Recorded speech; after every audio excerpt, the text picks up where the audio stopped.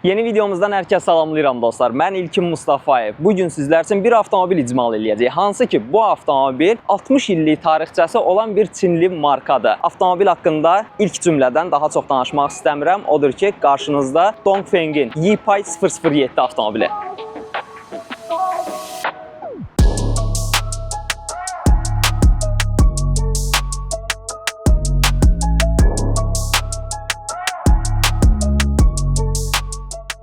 Yipay 007. Əslində bu modelə, bu adın qoyulmağında bir çox səbəblər var. Ümumiyyətlə Dongfeng 1969-dan bəri istehsal olunan bir markadır. Yipay sub-brendində isə bu adların xüsusi mənası var. Burada E hərfi bu avtomobilin elektrikli olduğunu bildirir. Yəni avtomobildə həm elektrik mühərrik var, həm də daxili yanma mühərrik var. Pi simvolu avtomobilin uzun ömürlü olduğunu bildirir. 007 isə cəsurluğunu bildirir. Biz sedan bir avtomobil görürük burada və aerodinamikasına da baxdığımızda xüsusi cəsur bir avtomobili olduğunu görə bilirik. Yəni burada belə desək, Agent 007-dən götürülmə bir simvol var ki, həmin 007 ona görə yerləşdirilib. Avtomobilin ön hissəsinə baxdığımızda çox aerodinamik bir avtomobildir. Yuxarı hissədə biz gündüz işıqlarını görə bilərik, həmçinin dönmə işıqları da bu hissədə yerləşir və animasiyalı bir LED-dir və dönmə işıqları da yandıqda axan bir LED formasında yanır. Aşağı hissədə isə biz yaxın fənərlərimizi görə bilirik, həmçinin uzaq işıqlarımız da aşağı hissədə yerləşdirilib və LED texnologiyadır. Ön hissədə aerodinamikliyi pozmasın deyə bir radiator barmaqlığı mövcud deyil. Amma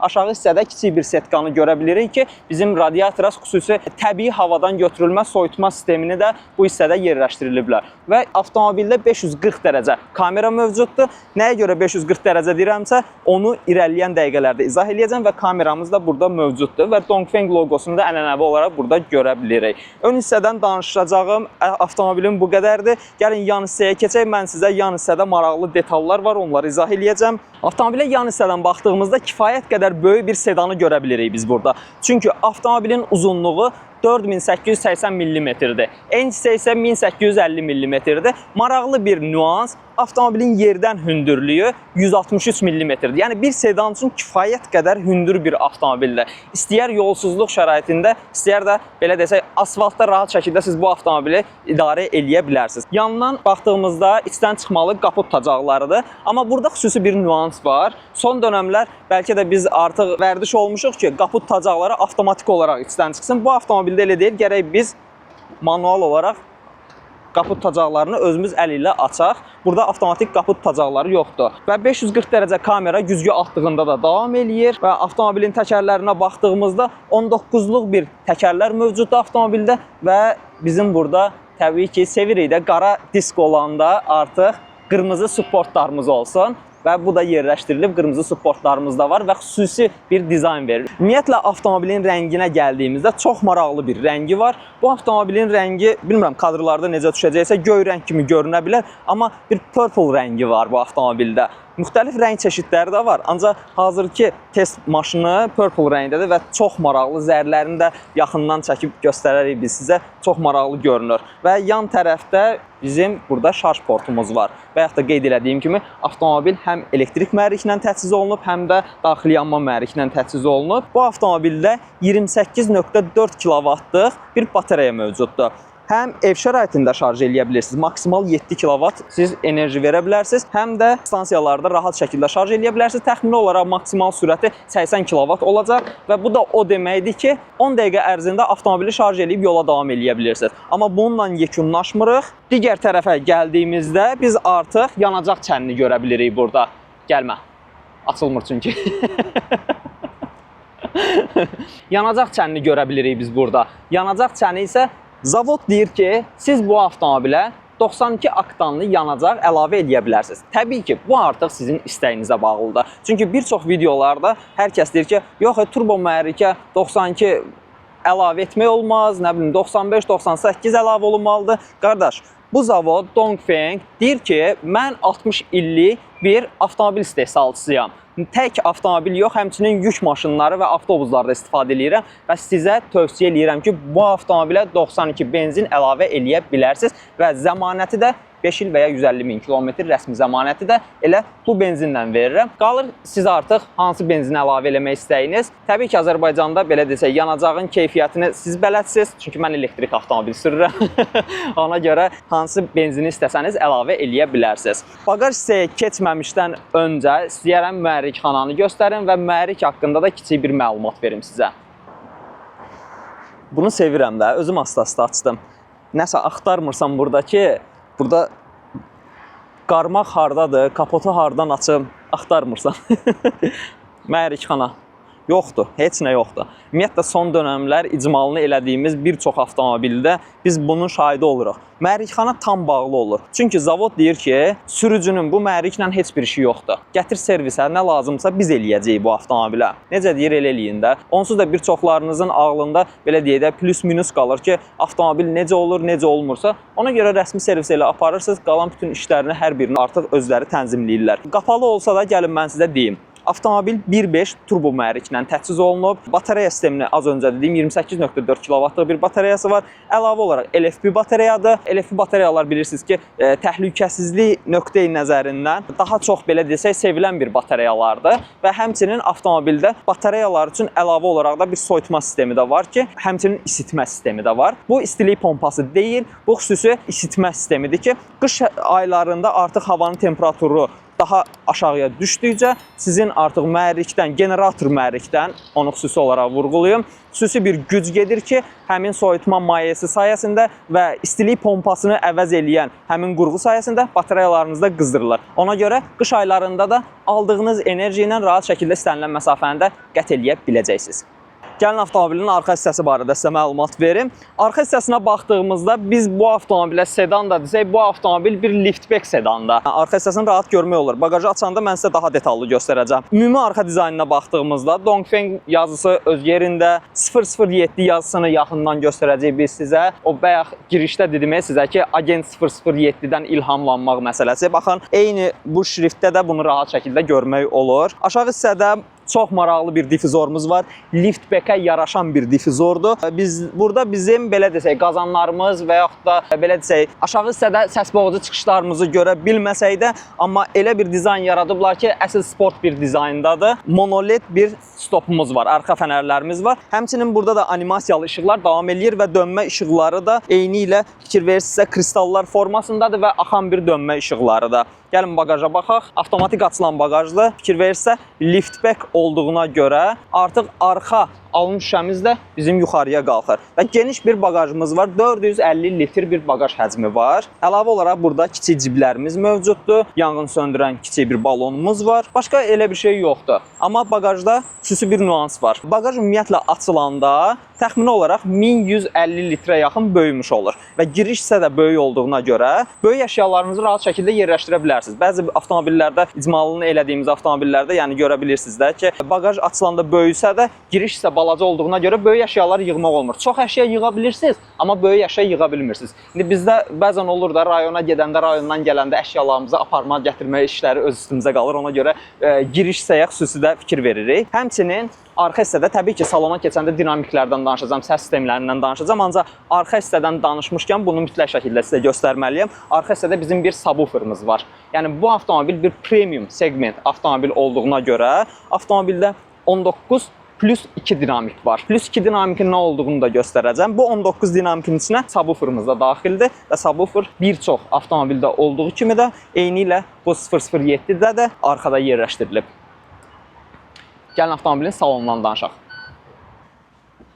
Sizə salondan danışım. Oturacaq artıq tənzimləndi özü birbaşa olaraq. Sevdiyim bir nüans. Həqiqətən avtomobillərdə bunu görəndə çox sevirəm. Sükana baxın, iki rəngli bir sükanımız var. Həm ağ rəng, həm boz rəng. Dongfeng logosu və multi sükan. Multi sükanı artıq belə deyək də komplektasiya olaraq deyə də bilmirik. Çünki demək olar ki, bütün avtomobillərdə demək olar ki, yox. Multi sükan olmayan avtomobil demək olar yoxdur, artıq görmürük də, belə desək. Ağ rəng yalnız burada deyil. Həmçinin oturacaqlarımızda da davam eləyir bizim ağ rəngimiz. Oturacaqların qızdırılması, ventilyasiyası, həmçinin sükanın qızdırılması, bunlar artıq komplektasiya yox, vacib bir nüanslardır ki, olması lazım olan nüanslardır. Mərkəzi hissəyə baxdığımızda burada bizim bir ədəd telefonu şarj eləyə biləcəyimiz simsiz şarj cihazı var və 50 vata qədər şarj dəstəyi var. digər hissə isə boşdur, həmçinin soyutma hissəsi də var. Buranı bastığımızda isə 2 ədəd stəkan yeri, görmək istəmirsinizsə bağlayırsınız. Heç bilinmir ki, burada hansısa bir ciblik var və 2 qapılı belə bir cibliyimiz də mövcuddur. Müxtəlif əşyalarınızı qoya bilərsiniz. Maraqlı bir nüans. Kondisionerin havalandırma çıxışını burada əlavə eləyiblər. İstədiyiniz qidanızı və yaxud da suyunuzu, misal üçün hava hazırda 33 dərəcədir, səhər saat 8 olmasına baxmayaraq artıq qızıb havalar. Kondisionerinizi işlətdiyinizdə sizin qidalarınız da, suyunuz da artıq orada soyumuş olacaq. 64 rəngli ambient işıqlandırma var. Qapı üzlüklərinə baxdığımızda Nabukdan istifadə olunub. Həmçinin ön torpedoya da baxdığımızda orada da Nabukdan istifadə olunub. Dinamiki görmüşkən deyim, az öncə mən 19+2 dedim, ancaq 19+2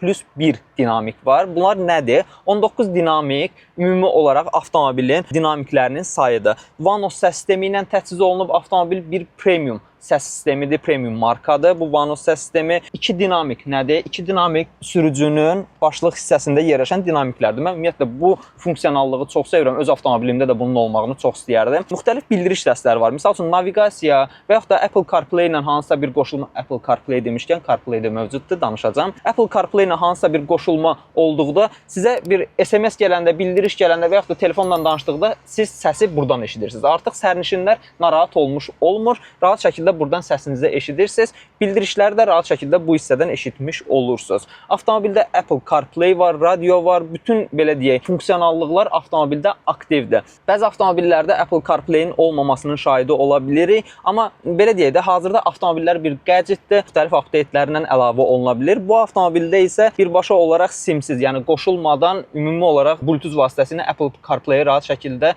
qoşulma eləmək olur. Avtomobildə həmçinin 540 dərəcə kamera var. Bu kameralar bir yaddaşa yazıla bilən kamera sistemi ilə təchiz olunub. Yəni siz həm hərəkət vaxtı, həm park rejimində, həmçinin səsi rahat şəkildə buradan fikir verirsə yaza bilirsiniz və avtomobildə istədiyiniz vaxtda bilirsiniz, video registrator almaq dönəmi bitib də artıq. Artıq avtomobilin öz kameraları ilə bu funksionallıqları aktivləşdirmək mümkündür. Bəs 540 dərəcə kamera nədir? Gəlin onu da izah edeyim. 360 dərəcə bildiyimiz kimi avtomobilin hər tərəfidir, ümumi dövrüdür və digər 180 dərəcə isə avtomobilin aşağı hissəsidir. Yəni hansısa bir şəraitdə, hansısa bir yoldan keçdiyinizdə kamera sistemini açdığınızda yaddaşa yazılma funksiyası ilə avtomobilin ümumi burada gördüyümüz silüetində aşağı hissəni də rahat şəkildə yaddaşa yazır və siz artıq avtomobilin aşağı hissəsində görmüş olursunuz. Baxın, belə bir özəlliyi də mövcuddur. Avtomobildə sürətlər qutusu bu hissədə yerləşdiyinə görə aşağı hissədə dəyərləndirilib, yəni mərkəzi konsol artıq belə deyək də daha bizə funksional olub. Ona görə aşağı hissədə dəyərləndirilib, əlavə olaraq Type-C və USB yerləri yerləşdirilib. Təbii ki, Dongfeng ənənələrə sadiq qalan bir markadır. Ona görə USB-yə də sadiq qalır. Qapımızda isə maraqlı bir qapı açan burada qol var. Biz bu qolun bu formada olmasını heç bir avtomobildə düymə olub, hansısa bir qol olub, ancaq bu formada ilk dəfədir belə bir dizayn görürük. Gəlin avtomobilin arxa hissəsi ilə bağlı danışaq.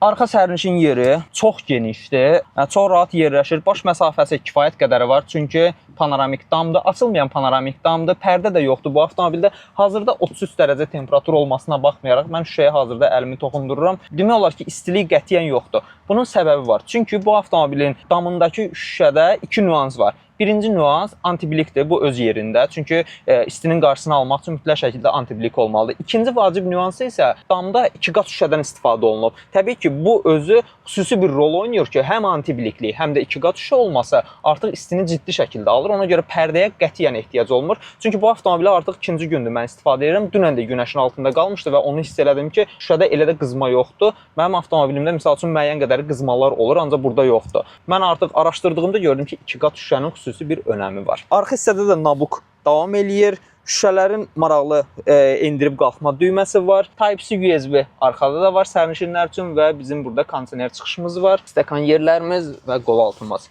Və eyni öndəki, ön oturacaqlardakı belə desək dizayn arxada da davam eləyir. Ağ rəng və boz rəngdə oturacaqlar. Arxa hissədə elə də bir fərqlilik yoxdur. Çünki belə deyək də, az öncə də dediyim kimi Dongfeng ənənələrə sadiq qalmağı sevir, sadəliyi sevir və minimalizmi sevir. Ona görə istənilən sərnişin rahat, fərah bir şəkildə səyahət eləyə bilir bu avtomobildə. Gəlin avtomobili kiçik bir test yürüyüşünə çıxaraq və müəyyən xüsusi mühərrik və texnoloji özəllikləri var ki, həmin vaxtı sizə izah edeyim. Avtomobilin hazırda salonunda kiçik bir test eləyək dedim və sürüş vaxtı da sizə avtomobili izah eləyeyim. Az öncə də dediyim kimi start-stopumuz yoxdur. Təhlükəsizlik kəmərini taxırıq, tormuzu basıb deyə keçirdiksə, avtomobil artıq hərəkətə hazırdır və ilk başlıqda istədim ki, bir kərə-kötür ərazidə avtomobili test eləyək, sizə göstərim. Avtomobil sadə askı sistemidir. Ön hissə McPherson'dır, arxa hissə isə Multilink-dir. Buna baxmayaraq, avtomobil çox yumşaqdır. Sanki bir pnevmatik askı sisteminin yumşaqlığı var avtomobildə. Ümumi olaraq, yəni fikir verirsinizsə, mühərrik də hazırda işə düşdü. Avtomobildə demək olar ki, salonda heç bir səs yoxdur. Avtomobilin ümumi idarə etməsi ilə bağlı istəyirəm məlumat verim sizə. Müxtəlif idarə etmə rejimləri var. Eko, komfort və sport rejimlər. Eko rejimə bizi qoyduğumuzda avtomobili təbii ki, tam olaraq gücü verəcək, belə deyək, elektrik mühərrikə. Mən məsləhət görürəm ki, ümumiyyətlə avtomobilləri çalışın, komfort rejimdə idarə edin. Yox, əgər daha sərt idarə etmək istəyirsinizsə, sport idarə etmə sizin əsl variantınızdır, belə deyim. Və bizim rekuperativ tormozlanmamızın 4 rejimi var. 4 rejim nədir? İlk öncə tamamilə söndürə bilərsiniz. Çox yumşaq və yaxud da tam sərt. Bu nədir? Yəni siz tək pedal idarə etməklə avtomobilə əlavə olaraq enerji qazana bilərsiniz. Ümumiyyətlə söndürdüyünüzdə adi avtomobil kimi idarə eləyəcəksiniz. Təbii ki, burada artıq sərfiyyatınız da müəyyən qədər qalxmış olacaq. Həm enerji sərfiyyatınız, həm benzin sərfiyyatınız. Və bizim sükanımızın da idarə etməsinin 3 müxtəlif rejimi var. Komfort, standart, sport. Təbii ki, bunlar artıq bəlli olan bir məsələlərdir. Misal üçün, komfort rejimdə şəhərçi idarə etmədə daha rahatdır ki, biz daha yumşaq bir sükan idarə etməsi əldə eləmiş oluruq. Sport rejimi isə daha çox uzaq məsafələrə getdiyimizdə, yüksək sürətlə hərəkət elədiyimizdə keçirdirik ki, daha sərt olsun, hansısa bir maneələrdən, yamalardan keçəndə artıq sükan öz başına dönmüş olmasın. Əlavə olaraq isə mən sizə enerji rejimlərini göstərmək istəyirəm. Burada enerji rejimlərində 3 müxtəlif forma var. Deməli, siz avtomobili istəyirsiniz ki, daha çox üstünlüyü elektrikə versinsə, bu rejimə keçirirsiniz. Və avtomobil tam olaraq elektrikə, belə deyək, daha üstünlük verir. Amma istəyirsiniz ki, yox, elektrikə üstünlük verməsin, daxili yanma mühərrik işləsin və bütün gücü oradan götürsün. Bu düyməni basırsınız və avtomobil hazırda mühərriki işləyir, düzdür, siz eşitmirsiniz, çünki mühərrik çox səssiz işləyir. Və yaxud da hibrid rejim, yəni qarışıq rejimdə idarə etmə. Burada da artıq belə bir məsələ var ki, siz əgər qazı yumşaq bastığınızda daha az sərfiyyatınız olur, daha az benzin sərfiyyatı gedir, amma daha çox qaza yükləndikdə artıq daxili yanma mühərrik işə düşmüş olur. Bu formada müxtəlif funksionallıqları var, həmçinin belə bir fight modumuz da var ki, siz avtomobili 0-100 sürətlənməsini yoxlaya bilərsiniz. Çünki bu avtomobil 218 at gücüdür. 0-dan 100-ə isə sürətlənməsi zavod dəyərləri 6.8 saniyə deyir. Çünki 310 Nm avtomobilin fırlanma anı var. Və istəsəniz, əgər uyğun bir ərazi olsa, fight modda da bunu siz rahat şəkildə yoxlaya bilərsiniz. Çünki burada həm də saniyəni də yoxlamış ola bilirsiniz. YPI 007 haqqında məndən bu qədər. Bu premium segment bir sedan avtomobilin tam incələməsini sizlər üçün elədim. Videoda və bu avtomobildə ümumiyyətlə nəyi bəyəndiniz, nəyi bəyənmədinizsə şərhlər bölməsində mütləq şəkildə qeyd edin. Təbii ki, videonu da bəyənməyi unutmayın, çünki siz videonu bəyənməklə və bölüşməklə bizə dəstək olursunuz. Növbəti videoda, növbəti bir icmalda və ya vlogda görüşərik. Hələlik.